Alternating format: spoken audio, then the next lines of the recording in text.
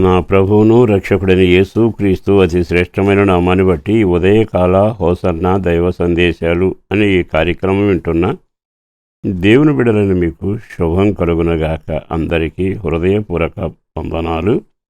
ప్రభువు మాట మనల్ని ఆదరిస్తూ నిన్ను దీవెనకరమైన మార్గంలో నడిపిస్తూ ఉండగా అట్టి దేవునికి నిండు మనసుతో కృతజ్ఞత చెప్పవలసిన భారం మన పైన ఉంది అని చెప్పడానికి ఇష్టపడుతున్నా. ఈరోజు వాక్యాన్ని మీ జ్ఞాపకం చేస్తాను. మనం వ్యక్తిగత జీవిత అనుభవాలలో చాలాసార్లు అపజయం పొందుతూ ఉంటాం.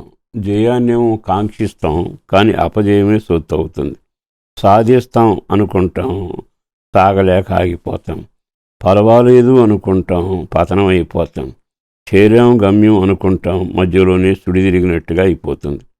దీని అంతటి కారణం ఏమిటంటే మనం మన సామర్థ్యం మీద, మన తెలివి మీద, మన స్తోమత మీద, మనకున్న అనుభవం మీద మనమే నిలబెట్టుకుని దాని మీద ఆధారపడి నడవడానికి ఇష్టపడతాం.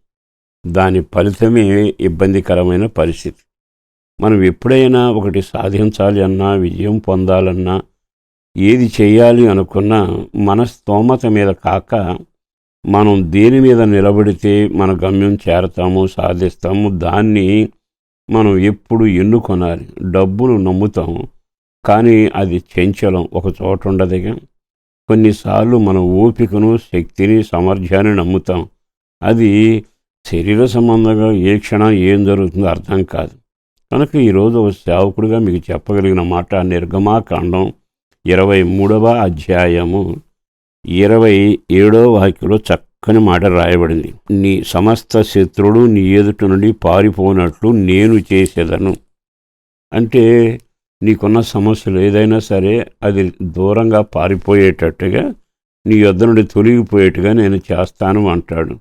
శత్రువు వంటి వ్యక్తే కాదుగా, సమస్యలు కానీ, వెంటాడుతున్న మరణం కానీ, కలవరం కానీ మనం ముందుకు సాగనివ్వంది ఏదైనా ఆర్థిక ఇబ్బందులే కావచ్చు. కానీ ఇది ఎలా సాధ్యమవుతుంది? అదే అధ్యాయంలో 21లో చక్కని మాట రాయబడింది.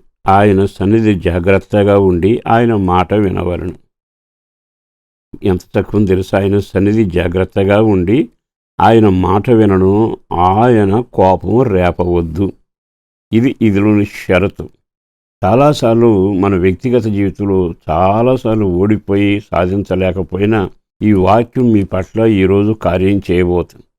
నువ్వేం చేయక్కర్లా, నిన్ను నీవు నమ్ముకోవడం ఆపేసి, నీపై నీవు ఆధారపడటం ఆపేసి, నీవట ఆయన మాట శ్రద్ధగా వినాలి. అంటే దేవుని మాట విజయానికి సంకేతం. దేవుని మాటలో నడిస్తే మార్గానికి దీపం. దేవుని మాట ప్రకారం నువ్వు అడుగులు వేసి మనుషులతో ఆడినట్టుగా కాక వినయ విధేయత కలిగి ఉండాలి. నువ్వు దేవుని కోపాన్ని రేపవద్దు అని రాయబడింది. కొన్నిసార్లు ఆయనకి ఇష్టం లేని పనులన్నీ చేసి కోపాన్ని రేపుతాం కదా. ఆయన అనేది ఏమిటి? నేను పరిశుద్ధుడు కనుక మీరు పరిశుద్ధులుగా ఉండండి. నేను వెలుగై ఉన్నాను కనుక మీరు వెలుగై ఉండండి. నేను జీవమై ఉన్నాను, నా జీవంతో నింపబడండి. అట్లా చేయాల్సిన మనం ఆయన కోపం రేపే అసహ్యమైన కార్యాలు, దేవునికి ఇష్టం లేని పనులు చేసి మనం దేవునికి కోపాన్ని రేపిన వాళ్ళం అవటం వల్ల మన మార్గం అంతా విచ్చలవిడిగాను అపజయం పాలవుతుంది. ఇక్కడ ఏమన్నాడు? నిశ్చయముగా నా మాట విని జాగ్రత్తగా ఉన్న ఎడల సమస్త శత్రువులు నీ ఎదురు నుంచి నేను వెళ్ళగొడతాను, పారిపోయేట్టుగా చేస్తాను. బాగుందిగా. మరి ఈ పని మనం చేస్తే మన సమస్యలు ఎంత గుట్టగా ఉన్నా, ఎత్తుగా ఉన్నా, అడ్డుగా ఉన్నా, ప్రాకారంలో నిలిచినా ఆయన పూర్తిగా మార్గం సరళం చేసి జీవంతో నింపబోతున్నాడుగా. మరి అట్టి కృప మీకు కలగాలి అని కోరుకుంటే ఈ రోజైనా ఈ మాట విన్నాకైనా ఒక్క క్షణం ఆయన వైపు తిరిగి, ఇక మీదట నన్ను నేను నమ్ముకుని నా శక్తి మీద ఆధారపడకుండా నీ పాదాల మీద రాలిపోతానయ్యా అని నువ్వు అప్పగించుకుని ప్రార్థన చేర్చుడు. నిరుద్యోగం కానీ, మొండి సమస్యలు కానీ, వదలన జబ్బులు కానీ, కుదరని పరిస్థితులు కానీ, కోర్టు సమస్యలు కానీ, భార్యాభర్తల సఖ్యత లేకపోవడం, ఇవన్నీ సరి చేయబడి నీ జీవితం దీవెనకరంగా మారునుగాక. పరిశుద్ధులను ప్రేమామడి నా ప్రభు వందనాలయ. అపారమైన నీ ప్రేమ కొరకు ధన్యవాదాలు. చేసిన మేలు కొరకు, చేయబోయే కార్యాల కొరకు వందనాలు. కృప కలుగునగా.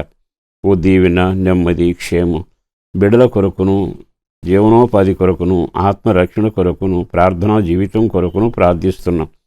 ఆ ఇంట నోటి నుండి నవ్వుండే సంతానము, ఎదిగిన పిల్లల వివాహాలు, చదువుల రంగంలో తోడుగాను, వృద్ధాప్యములను వారికి ఆరోగ్యం కలగాలి. అదేవిధంగా పసిపిల్లలకును, గర్భిణీ స్త్రీలకు క్షేమం కలగాలి.